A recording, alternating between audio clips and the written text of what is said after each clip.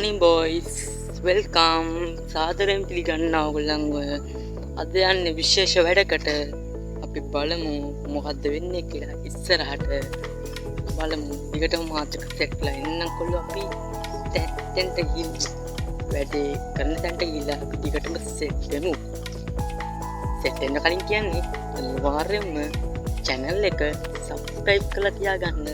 මේ වගේ වීඩියෝ හැමදාම ඕන එහෙනම් කොල්ලෝ අපි කැපුණා.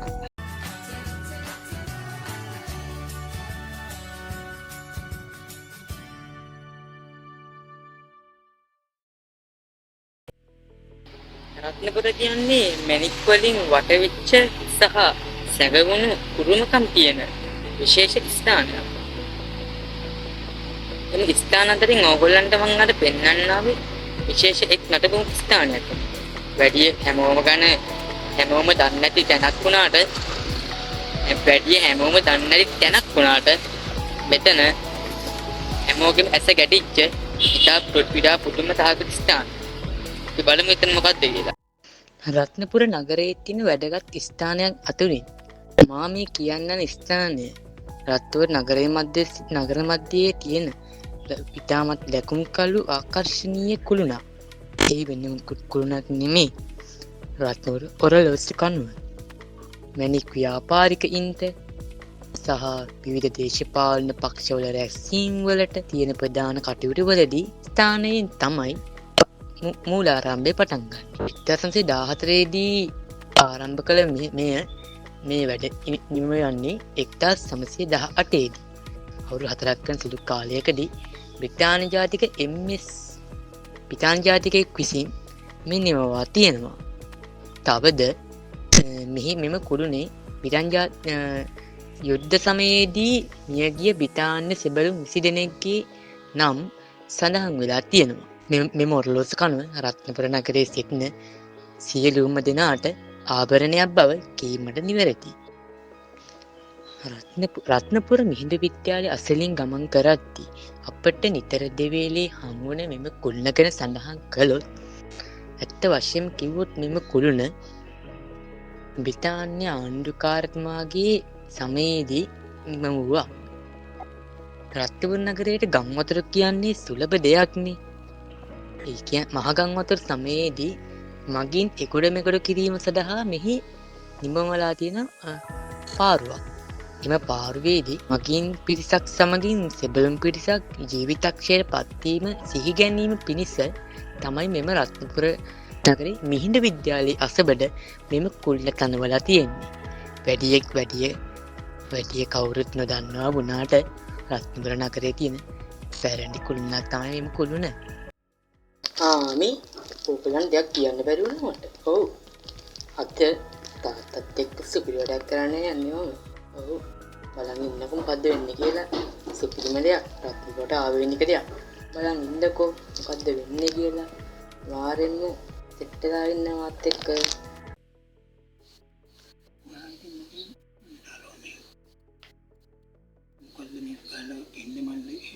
ඔය ගලේ වර්ග තියෙනවා.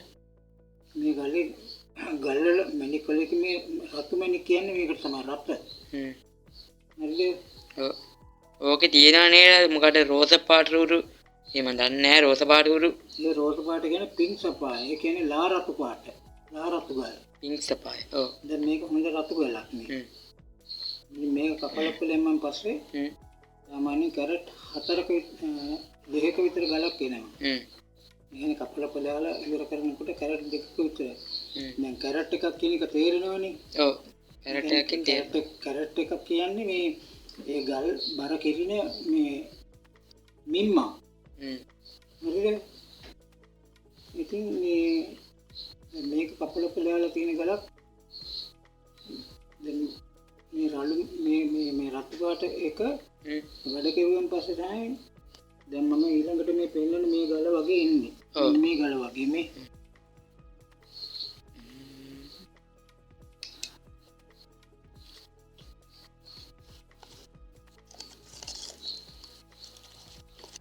තියෙන්නේ.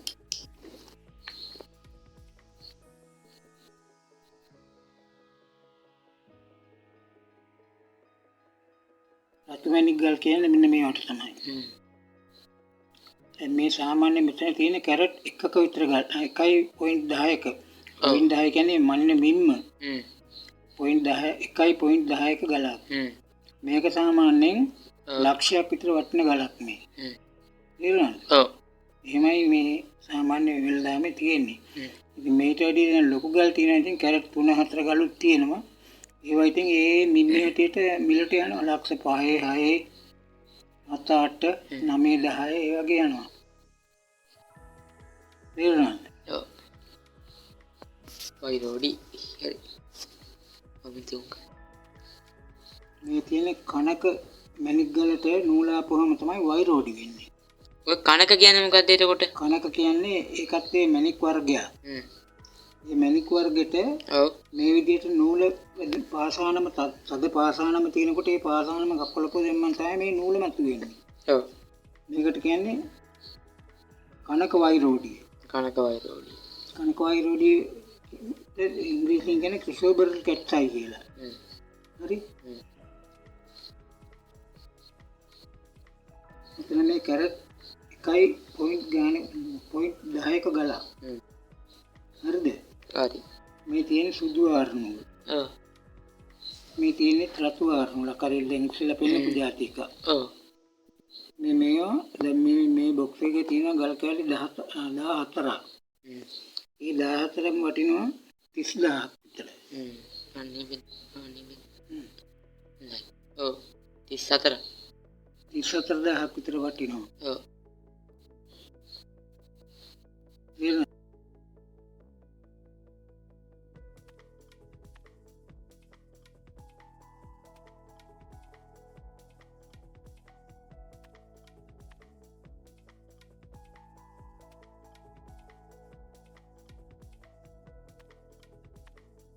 ඉතින් මේ හැම මණිකක්ම මේ කපල උපදාලා මේ තියෙන්නේ. දැන් අර මුලදී පෙන්නුවේ අර රළු ගල් ඒවා කපල උපදාලා මන් තමයි මේ විදිහට එන්නේ. ඔය සාමාන්‍ය මිල වැඩිලුනේ නේ මට ඒ කියන්නේ අහලා තියෙනවා. පුෂ්පරාග කියන්නේ නිල් හැදෙන්නේ මේ ගලෙන්. ඒ කියන්නේ නිල් තියෙන ඉඩමක පුෂ්පරාග තමයි වැඩිපුර තියෙන්නේ.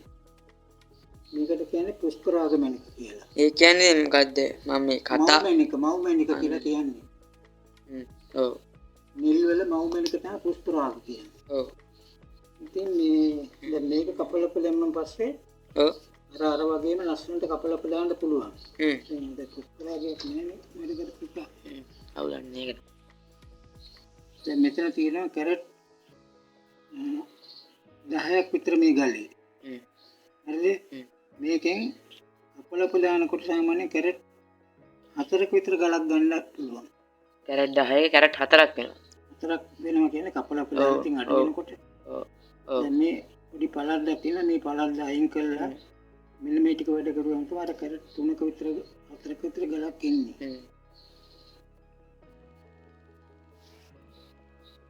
මේක තමයි වටිනම ගලක් නෙවෙයි. සාමාන්‍යයෙන් මොකද ඒ විදේශිකයෝ තැලුම් කරනවනේ ගල් නේද? විදේශික මහත්තුරු සාමාන්‍යයෙන් වැඩිපුර ගන්නවා පුෂ්පරාග කියන ගල් වර්ගය. මේක තවත් එකක් තියෙන එක අපල කාල සීමාව වලට පළඳින ගල්. ඔව්. වලට වැඩිපුර ගන්න පුෂ්පරාග වගේ ගල්. මේක නැද්ද විස්තර? එහෙනම් කොල්ලෝ අපි යනවා ආයිත් නැවතත් සුප්‍රීම් බ්ලොග් එකකින් ආයිත් සෙට් වෙමු. ජය වේවා.